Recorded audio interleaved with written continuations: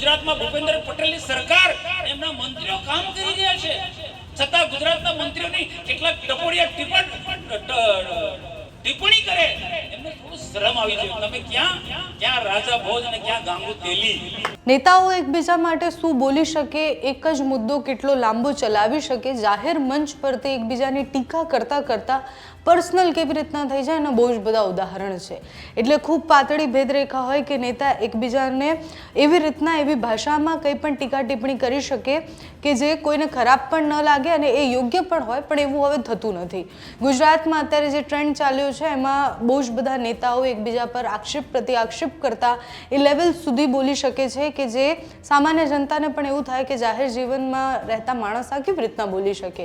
મનસુખ વસાવા જે પોતાના તીખા સ્વભાવ માટે છેલ્લા કેટલાય સમયથી જાણીતા છે અને મનસુખ વસાવા અને ચૈતર વસાવાની લડાઈ આપણે બહુ જ લાંબા સમયથી જોઈ રહ્યા છીએ. એટલે કોઈ પણ કાર્યક્રમ હોય, મંચ કોઈ પણ હોય, મનસુખ વસાવા અને ચૈતર વસાવા એકબીજાનું કંઈ પણ ટીકા કર્યા વગર કે એમના વિશે બોલ્યા વગર ન રહી શકે. એટલે ચૈતર વસાવાનો પણ કોઈ કાર્યક્રમ હોય તો એ મનસુખ વસાવા માટે બોલે જ, અને મનસુખ વસાવાનો કોઈ કાર્યક્રમ હોય તો એ ચૈતર વસાવા માટે બોલે, એ કન્ફર્મ હોય છે. એક કાર્યક્રમ હતો યુનિટી માર્ચ, એટલે સરદાર પટેલના 150મા જન્મજયંતિના નિમિત્તે આ કાર્યક્રમ કરવામાં આવ્યો છે. બધી જ જગ્યાએથી ગુજરાતમાંથી પદયાત્રા નીકળવાની છે. યુનિટી માર્ચના કાર્યક્રમ દરમિયાન મનસુખ વસાવા જાહેર મંચ પરથી હતા અને જાહેર મંચ પરથી એમને એવું કહેવું હતું કે ચૈતર વસાવા અમને છંછેડી રહ્યા છે, આદિવાસીઓને છંછેડી રહ્યા છે. સાથે જ એમણે ચીમકી પણ આપી કે અમને બહુ છંછેડતા નહીં, બાકી મજા નહીં આવે. મનસુખ વસાવાએ આની પહેલા પણ ઘણી બધી વાર એવું કહ્યું છે, પણ આ વખતે નામ દઈને કહ્યું છે કે તમે પ્રધાનમંત્રીની ટીકા કરતા હોય, તમે ગુજરાતના પ્રધાનમંત્રી આવે ત્યારે તમે જે કાર્યક્રમો કરો છો એ બધા પછી તમને શું લાગે છે કે આદિવાસીઓનો ફાયદો શેમાં છે?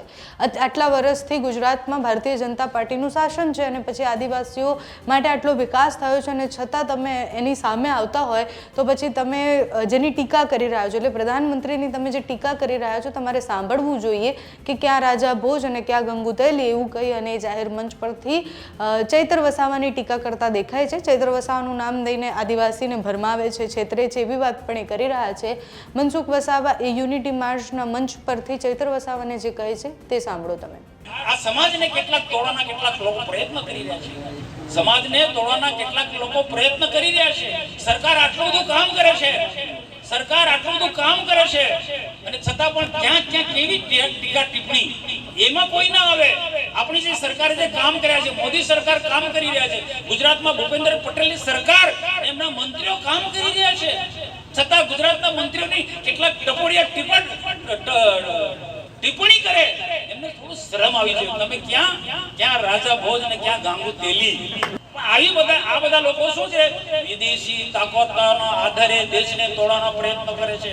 દેશ નામનો આદિવાસી સમાજ ખૂબ પ્રગતિના માર્ગે જઈ રહ્યો છે, એને ગમતું નથી, પણ અમને છંછેડવાના પ્રયત્નો કરે અને પાછો ચૈતર વસાવા અને બીજા એમ કે મારે કે આ જવાબ નતો પણ એમને જવાબ આપવો પડે. મેં તો જવાબ ના આપે તો એ ચાલુ લે. ચૈતર વસાવા વર્સિસ મનસુખ વસાવાની લડાઈ તો છેલ્લા કેટલાય સમયથી ચાલી જ રહી છે. એટલે દરેક કાર્યક્રમ દરમિયાન આદિવાસીને ભરમાવાની વાત દરેક મંચ પરથી થાય છે. હવે ખરેખર આદિવાસીઓને કોણ ભરમાવે છે, કોણ છેતરે છે કે કોણ છંછેડે છે એ ખબર નથી. તમારું આ વિષય પર શું માનવું છે અમને કમેન્ટ્સમાં જણાવજો. અત્યારે આ વિડીયોમાં બસ આટલું. જો તમે અમને યુટ્યુબ પર જોઈ રહ્યા હોય તો સબસ્ક્રાઇબ કરજો, ફેસબુક પર જોઈ રહ્યા હોય તો ફોલો કરજો, અમારા વિડીયોને લાઇક અને શેર કરજો.